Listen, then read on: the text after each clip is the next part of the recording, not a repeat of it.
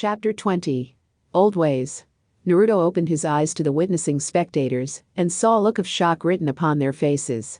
It had been a while since people have looked at him like that, and it left him to ponder just what exactly got them so worked up. It wasn't until B smiled that he began to lighten his mood about the situation. He carefully looked down to his hands and noticed a bright yellow flame encasing his arms. But not only his arms were enflamed, but the rest of his body also danced in a euphoric light. "That's right, my man. You did it," B shouted out as he bumped fists with the golden boy. "Good work, Naruto," Yamato responded with a sincere smile. "I'm very proud of you."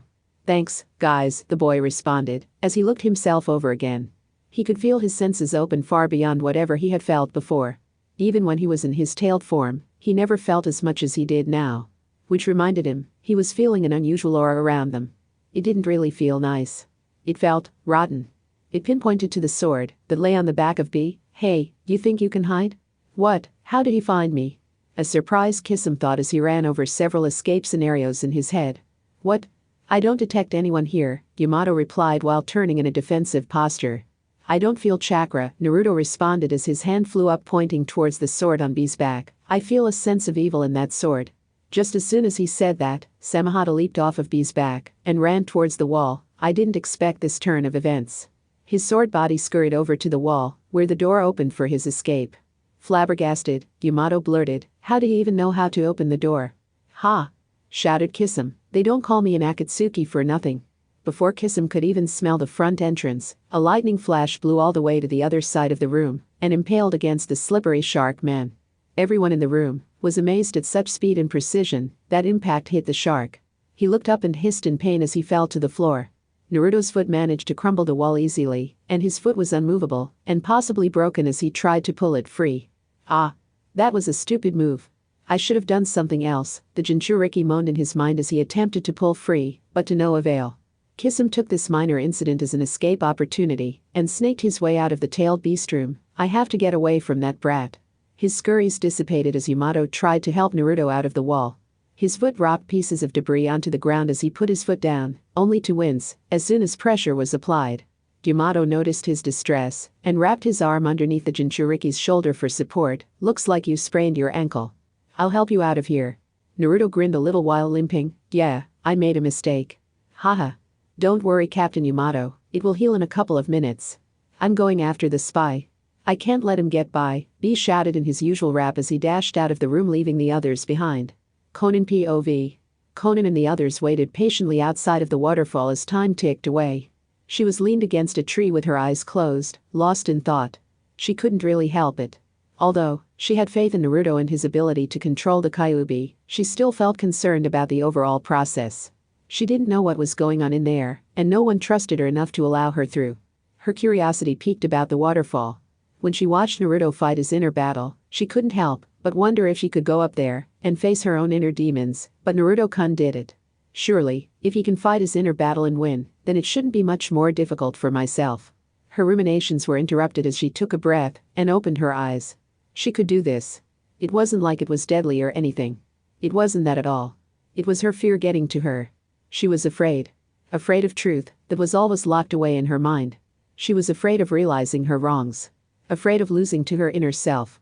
She wanted to try at least. She wanted to do what Naruto did. She is strong. She needs to realize her inner problems, bring them to a head, and get rid of them once and for all. "Excuse me," Conan asked while walking towards the caretaker. The man's gaze swayed to his right. What is it?" "I was curious to know if I can use your waterfall?" she asked in uncertainty. She wasn't sure if the man would even allow her to use that waterfall without his permission, and she didn't want to just walk up to it herself. The man smiled as he looked at her. "Sure. I don't see why not. If you want to find your inner balance, then you can certainly use it. Just remember," he spoke while pointing his finger, as if he's directing her, "keep your eyes closed during the session, otherwise, you'll break out of the concentration." Conan nodded slightly as she started walking towards the mound. "Thank you." She didn't want to tell him her life story or anything, and just left it as that. The others there watched as she walked onto the mound and sat cross-legged facing straight into the falling water. The mist hit her skin and gave her slight goosebumps as she got into position. Her hands came together in a meditative position and she closed her eyes. The entire thing felt mystifying, but she couldn't relent.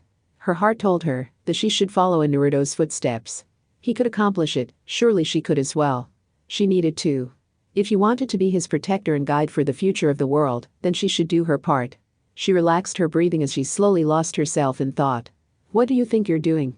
Another voice asked, breaking the silence. Do you really think that you're useful?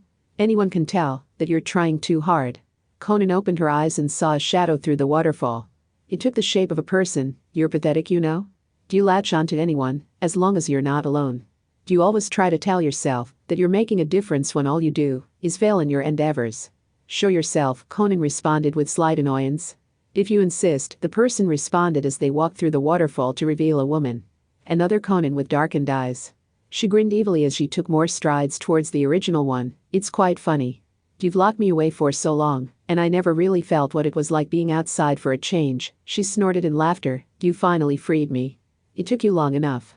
Conan looked at the woman in front of her and found that she was an exact copy of her currently, although her eyes were darkened in an ominous tone. Are you my inner self? Of course, I'm the real you. I'm the thoughts that you try to hide every day. I'm your worst nightmares come to life, the darker Conan retorted harshly. You always try to deny reality. Everything here is pointless. Do you know Madara is right with the things he says, don't you? Conan looked at the fake with narrowed eyes. That is not true. His view of life is distorted, and he only thinks of himself. Are you sure about that? Chaos has always ravaged the world, but with the pure intention of making the world whole again. The world will never stay safe. There will always be war and death. It is a cycle that never ends.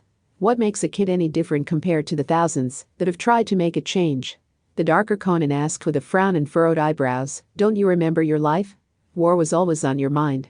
You cried yourself to sleep and never once thought it would get better. When Yuhiko-kun died, you lost hope as much as Nagato. You never thought things would change. That's why you followed Nagato-kun and his plans. Conan's gaze fell to the floor as she took in what her darker half said. Her darker half was right. She really did give up when Yuhiko died. The love that she had for that man was something that she greatly appreciated. He was her beacon, because he never gave up. His intentions were pure. You could tell by the way he talked, and how people followed him so passionately. Even Jiraiya knew that there was something special about them. But it all changed when Yuhiko died in front of them. In front of Nagato. They knew it all too well. That last hope that they ever had died when Yuhiko died. Conan's expression grew forlorn as her thoughts took over, and the darker Conan smiled in a cocky grin.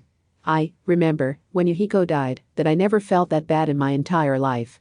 Everything crumbled down on that day. After that day, I grew colder, and Nagato lost sight of himself and he felt obligated to take it out on everyone else. He started to believe that it was everyone's fault.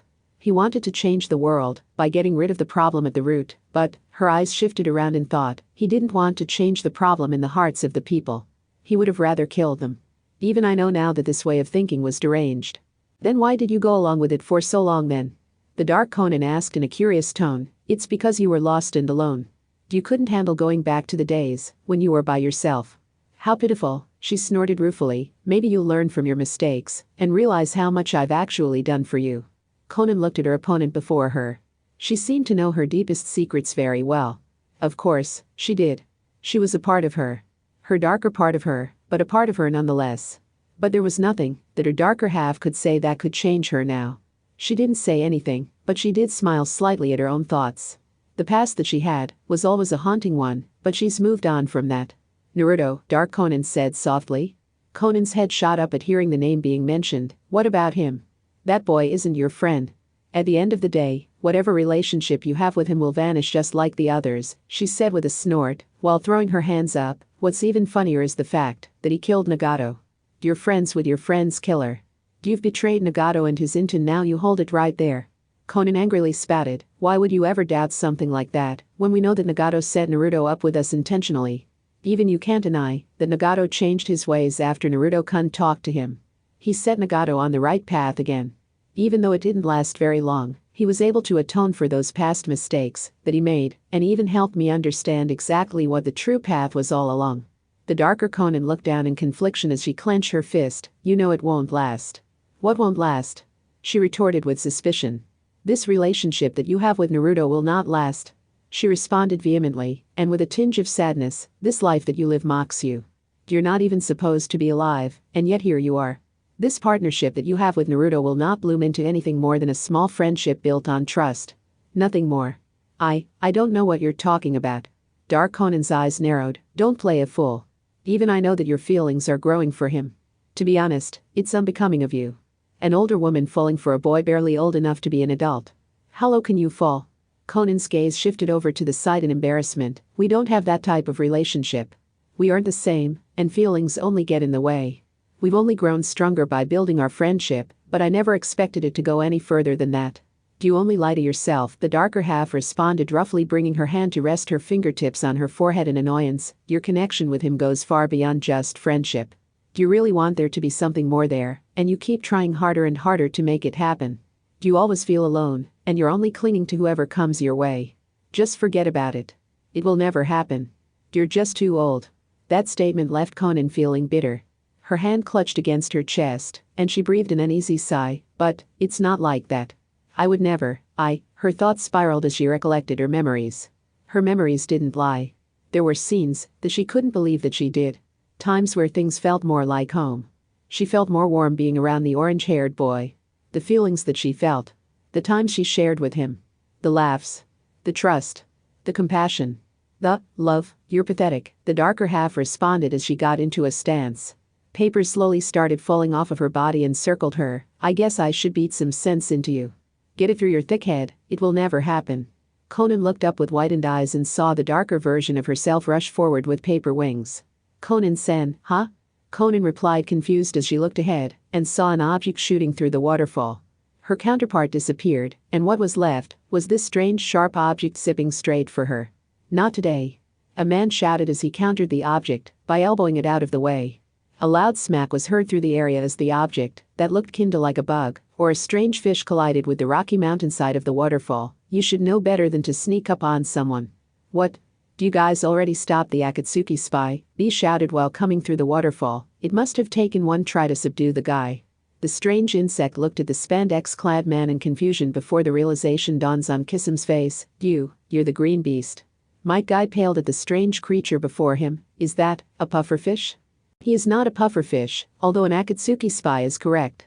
It's Kissam Hoshigaki, Conan told him with conviction. I'll never forget that face. She stuffed her other thoughts down for later as she looked down at the fish man. It's been a while, Kissam. The fish man looked up to the woman with a slightly surprised face before changing one to that of an interesting upward curve of his lips. What an interesting change of events. End of chapter 20.